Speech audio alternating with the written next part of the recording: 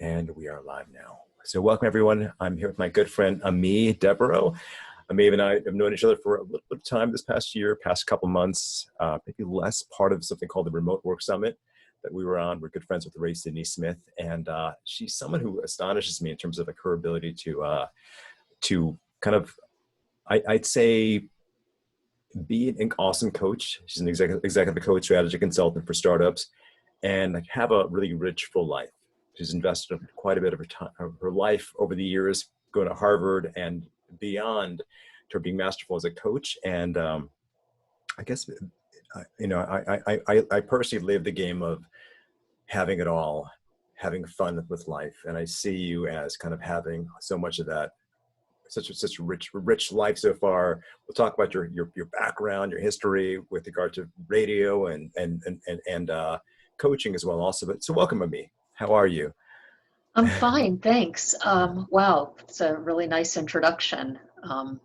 It's funny how somebody else can kind of characterize you in a way that is almost, it's like completely unfamiliar and really flattering, a little embarrassing. And so, but thank you. I appreciate it. Of course. Yeah, it's a pleasure to have you. And I love hearing your journey. We have so much in common with regard to some of the growth work you've done over the years. And I appreciate how you've been able to translate that into working with startups, organizations. So this is a podcast we do. We do it pretty regularly these days. It's called Rules for Success.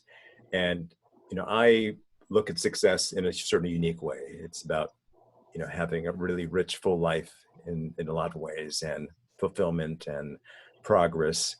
I'm looking forward to engage you today on this podcast. Love to hear, like, how do you define success for yourself? What is success for yourself? Then we'll go to your history, your background too. What's your context for success? Curiously. I think it's an important distinction you made, like, how do I define success for myself versus how do I define success? So for myself, I've made a lot of choices in my life, as we all do. And some of those choices include, I'm not married, I don't have children. So when you look at your life as this tiny little piece of the great history of let's just say the earth, right? Which will be, it extends millions of years before us and will hopefully extend millions of years beyond us. Each of us is really just this tiny speck in it. So what is success? Well, for me, I think success will be to have left something behind, something that matters. In the grand scheme of things, it won't matter to very many people, in all the people that have lived. But I hope to leave something behind that matters. And I hope that some of the work or the relationships or the things I've said in the course of my life have made some kind of difference. That to me is a success. Got it. Wonderful. Really great context for success for yourself. How do you define success for others now? Like, how does that look like for your clients? Let's say. I think each individual really does have to define it for themselves. I mean, if I were to try to come up with some kind of a generic definition, it would be something like living a life that corresponds to your vision of your life. Yes. Where you have a kind of one-to-one correspondence between what you hope and dream and are committed to and how it actually manifests in your experience, probably more your experience than in the world outside of you. Okay. Wonderful. You're passionate about growth. What brought you on that path of growth? So, I mean, you went to Harvard and then Bennington, and you have two masters beyond that. What brought you on that journey toward, just growth, leadership, and eventually coaching?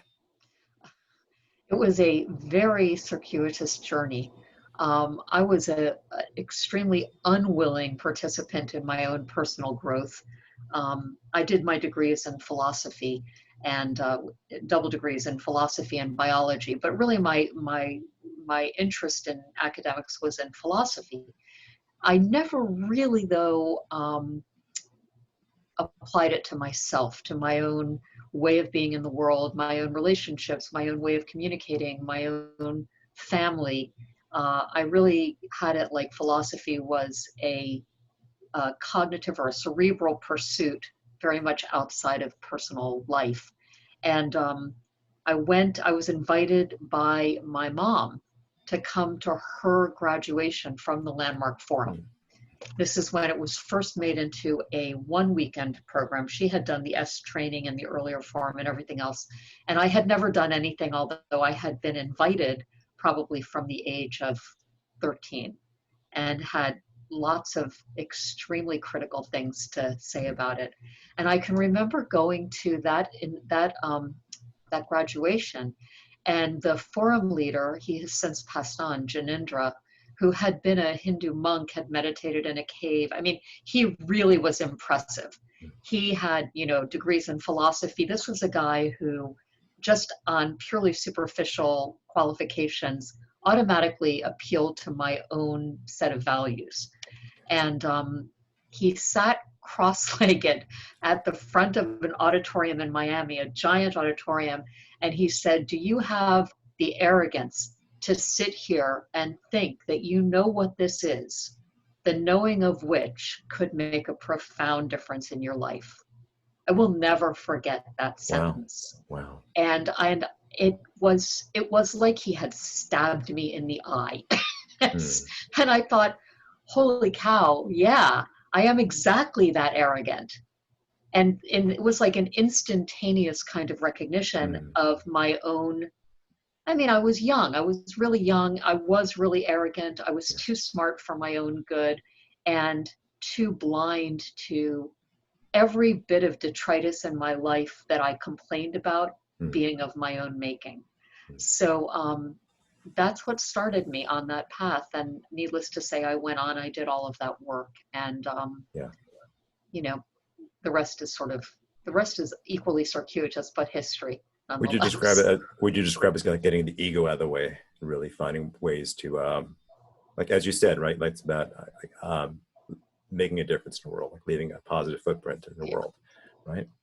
I don't know that the ego is out of the way, but it's useful to be able to notice when the ego is in the way. Yes. Um, I think that may be, I think a lot of people hope that one day they will, probably me included, actually arrive at some final state where we are egoless, we are on a constant path of growth, we are, um, unattached to our own points of view. I haven't seen any sign that that happens, at least Okay. not for myself. I remain equally as arrogant and righteous and sanctimonious as I've ever been. The only difference is that I hope that more times than not, I catch myself. Yes. And if you can catch yourself, you get a little bit of optionality. You can choose. Doesn't mean you always choose to use those tools, but you have them. Very well said. I mean, that awareness is power, essentially. Catching us, especially in partnership and relationships and in business too, as well. So how does that relate in the business world? So I know you do executive coaching, strategy consulting. So how does that relate? How do you deal with organizations? How do you bring this mindset training and beyond? Am I correct? You've also done other work over the years in terms of peak performance, productivity, trainings. I mean, you've led to I read 10,000 people over the course Probably of more. probably more over the Yeah. years. Mhm. Well, I think it's funny. I'm just publishing an article for tomorrow about learning to love being wrong. Mm. And, I think the thing that matters the most in high growth startups, which is the kind of organizations I mostly work with, is that they're very clear that in their product development, they need constantly to be testing and to be looking for counter evidence that their product is working. And they're very clear about that. That is this extremely explicit caveat in the technology world. But that is less operational in the relationships, organizational development, the development of the team, the development of the leaders. And so learning on a visceral human level to act like a scientist who is looking for counter evidence or who's looking for contradiction doesn't come naturally to us. We are wired up always to try to prove we're right, that we're right about our point of view, that we're right about our opinions, that we're right in a relationship, that we win. Um, and so a lot of what I do is help leaders to take that same quest for being wrong that they have in their product development and in their strategy development. Well, hopefully they have it in their strategy development, and import it into their leadership and into their organization, into how they internalize the core values they want to imbue their culture. And to the degree they can do that, the organization itself becomes more agile, it becomes more flexible, it becomes a higher performance organization. And but it's not easy. I mean, it's very difficult. These companies are growing very fast, so they're adding people constantly, which means you're not ever done with delivering that message or modeling that message. And so that's a lot what I work on with the leaders that I work with and with the organizations that I do strategy with. Let's talk about leadership around that, right? So how do you, what's an example of like an organization you've worked with where you've been able to help the leaders on board, the CEO, the executives on board, hone their leadership, and like what's happened? Like how did that like progress amongst the team in terms of growth and opportunities and so forth by being adaptable and being open and so forth? And let's talk about that. So, these companies are typically, they start out relatively small. They might only have 30, 40 employees when I start working with them, and then they begin growing. And some of what happens is, I'll give you an example. I can think of one company where they had somebody who is just an exceptionally high performer, really produced outstanding results, but was leaving this kind of trail of dead bodies in interactions. This is the head of sales in a digital company. And, he was really just a star in terms of closing deals. But every time he interacted with one of his peers, another leader of a different department, or even with those who reported to him, what happened was that people ended up crushed. They ended up with their ideas smashed, being told that they were stupid or ineffectual or wrong, or that what they had to say wasn't worth listening to. And so the CEO engaged me to work with the entire team, but pointed out to me that this was a condition going on with this one individual. And, I invited him I didn't invite him, the CEO invited him also to work with me, and he did. But in our very first session, what became really apparent is that for all the reasons that he was failing as a member of the team, he was also going to fail at being coachable. And so I ended up having to work with both him and the CEO together, because the CEO's authority was able to act as a proxy for me. Because this isn't like leading personal growth in something like Landmark Education, where people paid money to come and by definition have bought in. Right. Somebody who is told by their CEO to work with me, I only do it once on that basis, one session. And if they're not a voluntary participant, I don't do a second session. Right. So we did a session with the three of us, and the CEO was able to sort of channel what I was saying and hold a mirror up to this individual so he could understand really how much damage he was doing to the organization. And this is a very challenging tension for an organization when you have somebody who is literally bringing dollars into a business whose very survival depends on those dollars. They won't get the next round of funding if they don't produce that revenue, but who at the very same time is causing so much chaos and so much damage that it's costing resources to clean up all his messes. Yes. It was a very successful intervention. This particular guy he ultimately had a kind of epiphany. I take no responsibility for his epiphany. He ultimately had a sort of moment of recognition and saw what I was saying, what his CEO was saying, and began to be able to hear what his peers were saying.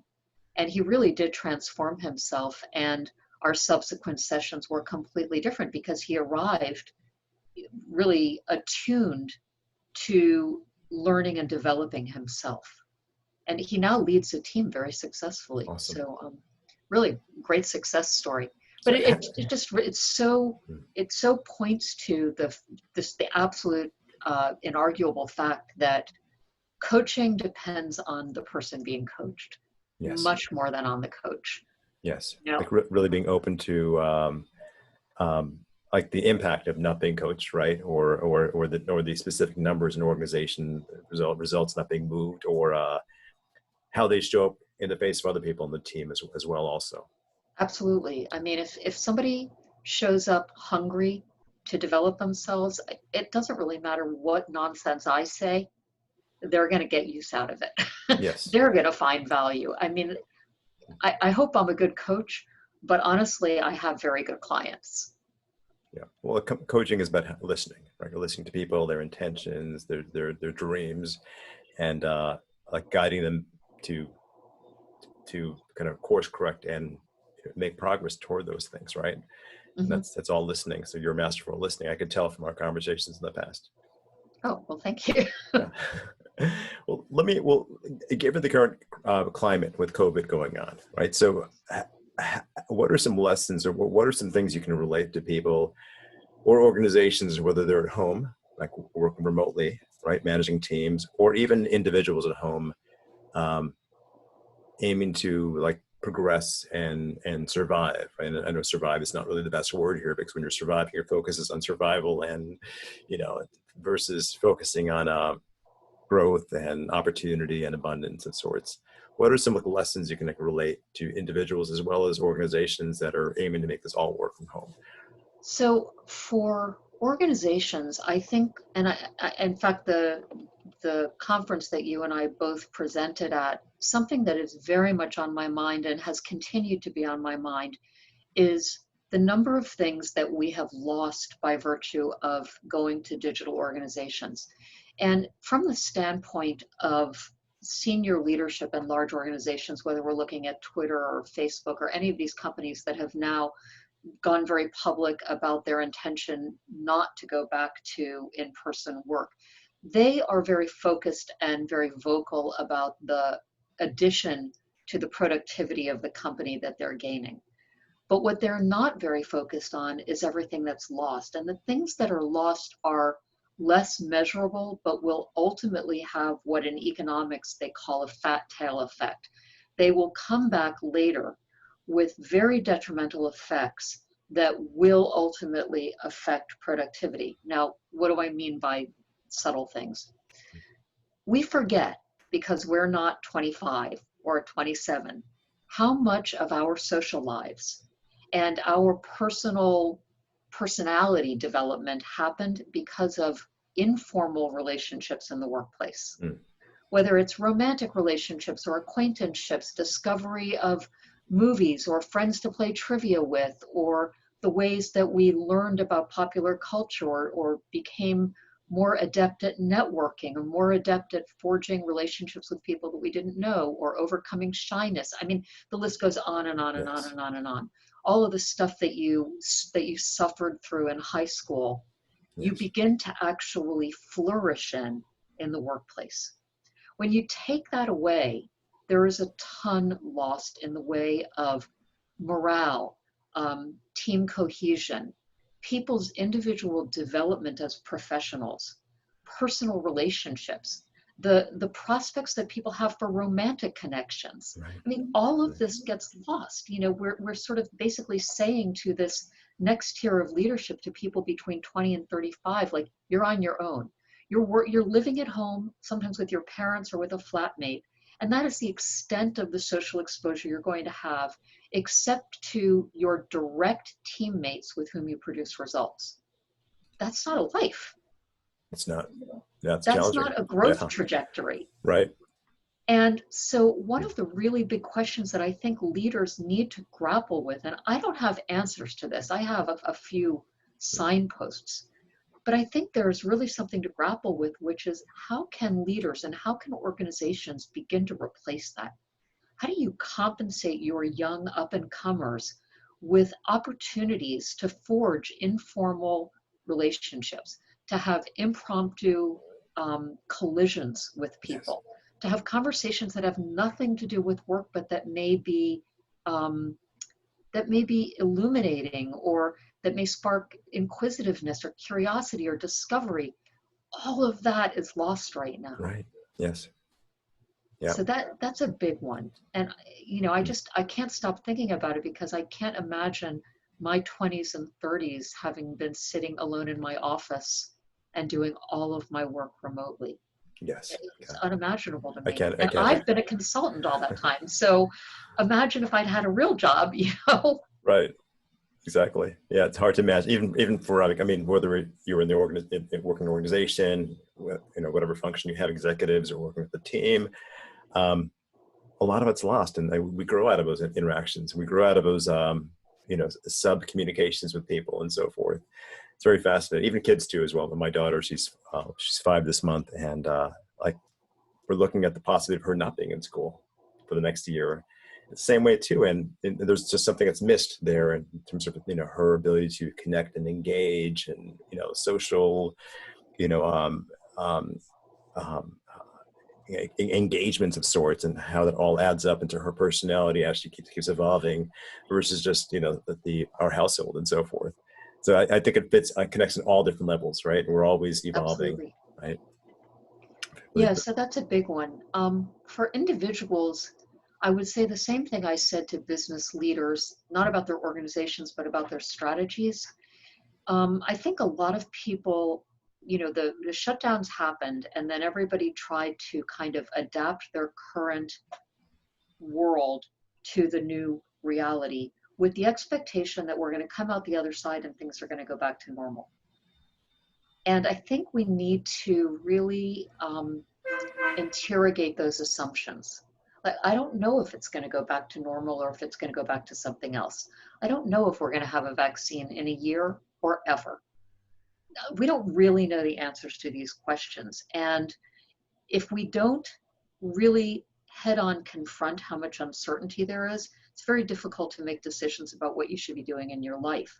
So if you're somebody who got laid off, or if you're somebody who, for example, was a gig employee or an Uber driver, or you, were selling something at flea markets or something, you're kind of stuck right now, and you're faced with two choices. You can hope you're going to get back to that and then just make do, or you can really take a wholesale look at what you know right now, what degrees of confidence you have in conditions going forward, and change direction.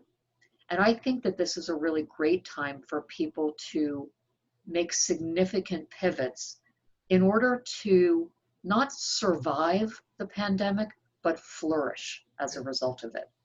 It's hard though, and it's really hard, and it takes a lot of courage, and there's a lot of risk. It's some But there's forecasting as well, right? Just being yeah, able you to. have to do some forecasting, and you have to be rigorous. I mean, you can't just say, well, I think we're going to have a vaccine by January. That is a complete unknown, and in fact, the odds are against it. So if we don't, then what? So you need to look at those quandaries and make decisions that are hopefully well calibrated, that will leave you in a good position no matter how things go. It's Wonderful. very difficult. Yeah. So Right. You got to be resourceful, and there are tools to get resourceful too as well. Also, of absolutely. course, your work is one of them, and someone can go online and tap into resources, including your community. You've got a brand called Beyond Better. So I know Hmm. you mentioned earlier. You mentioned you've got prior to this call. You mentioned you've got a community site, and also you've got your website too as well. So what is that brand Beyond Better? What does that mean, and how does the community expand out of that brand? Talk to me. So Beyond Better, when I was thinking about what should I call the brand, because I'm hoping someday it'll be more than just me, but at the moment it's pretty much just me. Um, I was really thinking about what is it that people come to me for.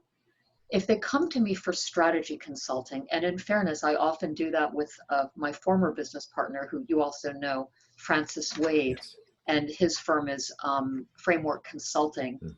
And we deliver a kind of strategy consulting that we hope will give organizations access to genuine breakthroughs in the trajectory of their companies. And we do that based on doing very long range scenario planning, really rating their confidence levels and all of these different assumptions we describe, and then developing a strategy that can be not just executed, but shared with everybody in the organization, so that everybody in the organization understands the why behind what they're being asked to do.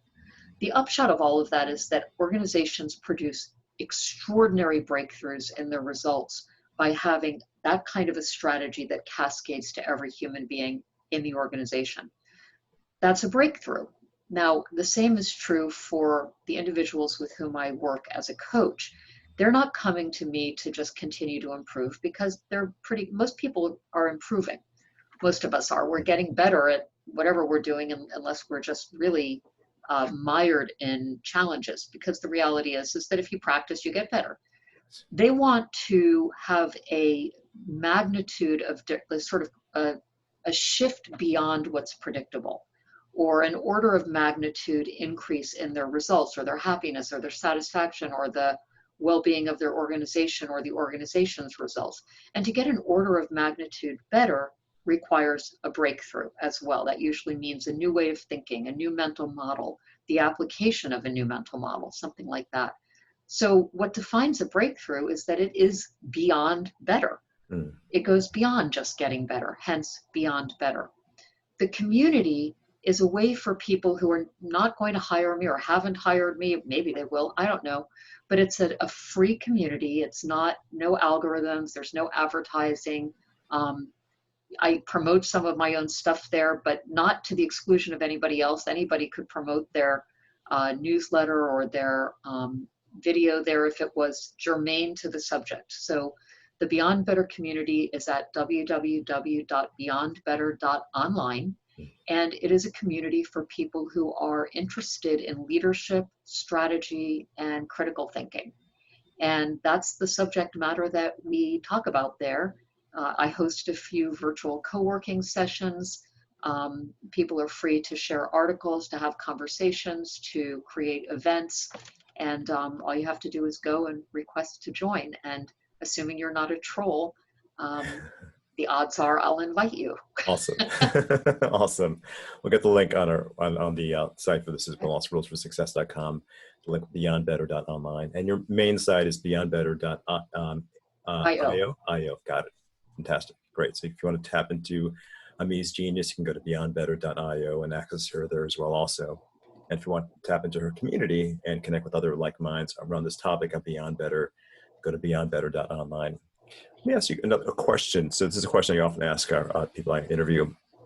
I'm a big fan of this idea called priming. When I say priming, it's kind of like setting my day in motion and also my evening in motion before I go to bed. It's about kind of engaging my mind to kind of be my best self for the day. And I love your brand Beyond Better and how you vocalize that. What are a couple of things you do personally to be beyond better in your personal life, either at the start of your day or the end of your day, to be that? So I actually have an integrity checklist. And I am a kind of tracking fanatic. I've been tracking certain dimensions for over 30 years on paper. This is not even done electronically. So I have stacks, like books, going back years. I track my weight every single day, and I print out a year's worth of monthly weight charts on January 1st of every year. And then every year just gets folded up and put into a folder. I track my workouts every day, and those are in a book that I have that I created. Again, it gets printed out whenever the book gets full. And I have certain just habits that I do every day. I wake up and I make my bed. I don't even brush my teeth or pee. I wake up and make my bed. Love it. Yeah. It's what Charles Duhigg has described as a cornerstone habit. Yes. And it sets up a day that is going to be complete, and it's going to be consistent with the things that I say are constituents of my lifestyle. So I work out 5 to 6 days a week. I track my food most every day. I weigh myself most every day. I mean, and there's a why in the background of this. It's not just that I'm OCD about, exercise and diet. What's the why? It's because, pardon? The What's why the why? is that based on my family history, I expect to live a long time, all right?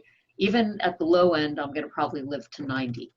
And in order to have the full range of access to life You want your body to work as a good vehicle for the rest of you. Yes. There are certain things you can't control. I can't control that I had a torn rotator cuff or that I have arthritis. Those things are kind of baked into the genetic mix. Yes. But I can control that I don't gain 5 pounds every year for the next 20 years. Right. Because 5 pounds isn't a lot, The but compound over 5 pounds time. every year is a lot. Yes. And I can control that I continue to remain fit Mm. so that I have as much functional capacity as possible when I'm 75, and that I haven't declined to the point where I'm not ambulatory. And I think these are things that we don't think about a lot. Like, we don't think about that. I'm 56 years old. I never thought I'd be 56 years old. I don't know what I thought would happen, but I definitely never thought I would be 56 years old. Right. And so at 56, 75 seems a lot closer than 25, Mm. you know?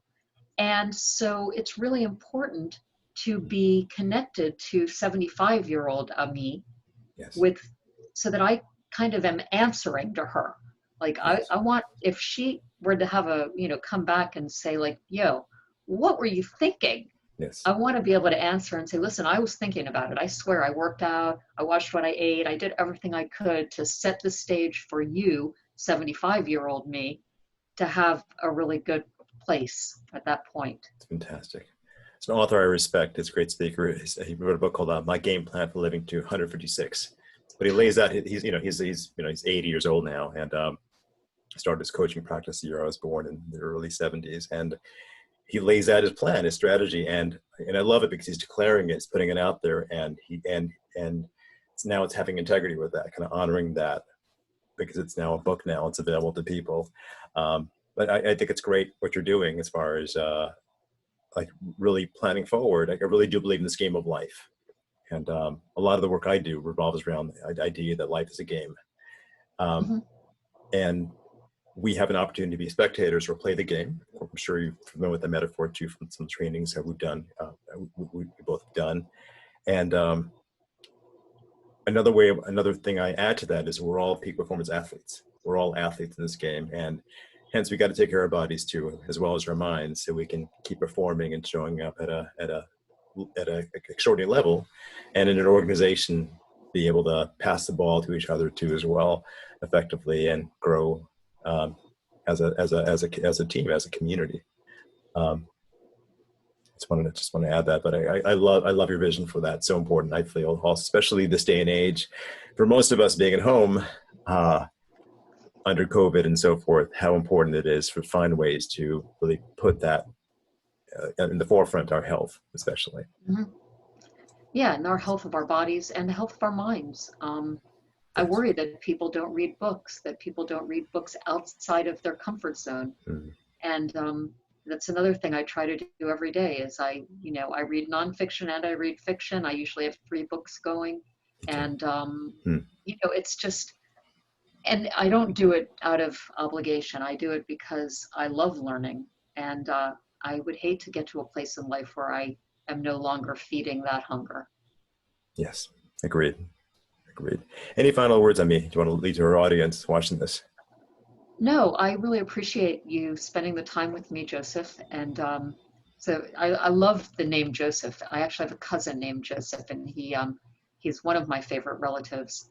And this has been great. I wish we had more time because I'd like to hear more about your work. Of course, we'll make time for that in the future. Maybe I'll be on your show at some point. This is I don't fantastic. have one, but Well, I think everyone should have a show, and of course, you've authored books. You're a leader on so many levels, and it's brilliant the work you do, getting out that organizations really focus on startups and executive coaching, strategy consulting, and I admire that.